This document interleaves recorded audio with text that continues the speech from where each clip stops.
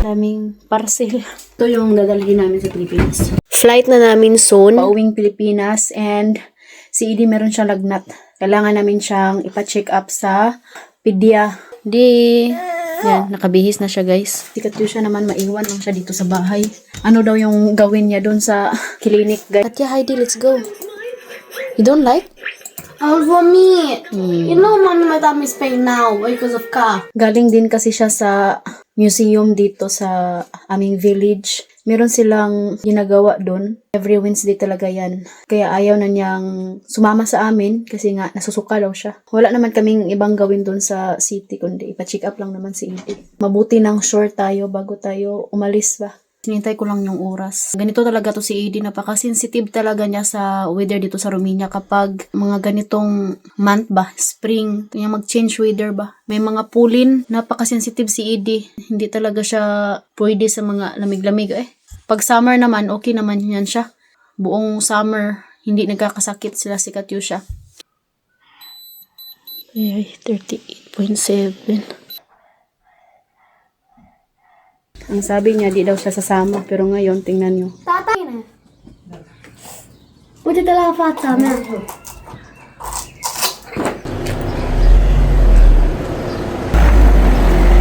Is that?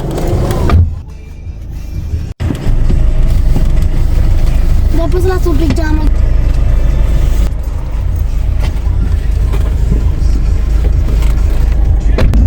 Kabayo dito. Walang tali. Marunong silang umuwi.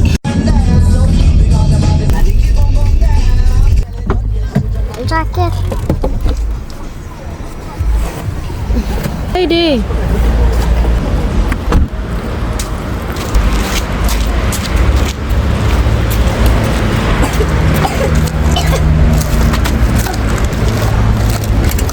Sophie and Buddy.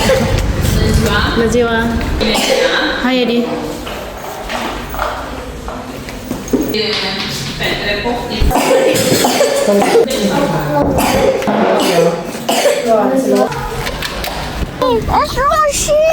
Che? Buti na lang pina-check up namin si Edie no kay sabi ng kanyang pedia na trigger daw yung bronchiolitis niya guys. Alas 5:08 na pala dito ng hapon. Buti na lang binigyan namin si Edie ng gamot kaagad.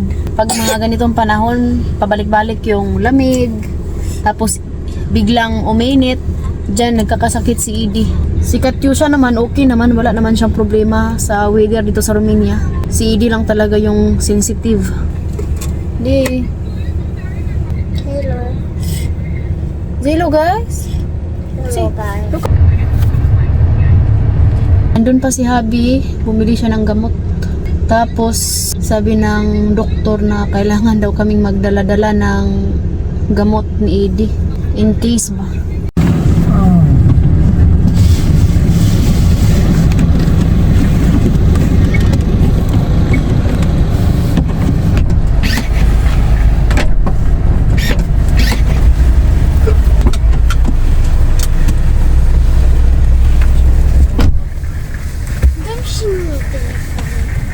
Propria responsabilitate prin... Ia uite câte sunt, una, două. România, spre exemplu, aseară a începutat cu așezare situații în fața Angliei, va începe cu Nakuha pa si Habi ng damit. pe care Carlos Queiroz încearcă de la jumătate în sus în viteză. Bumili na rin kami ng gamot para dalhin namin sa Pilipinas. Bumili rin kami ng tripod, daming parcel. Uso din dito. Parcel sa Romania guys, oh. Yan.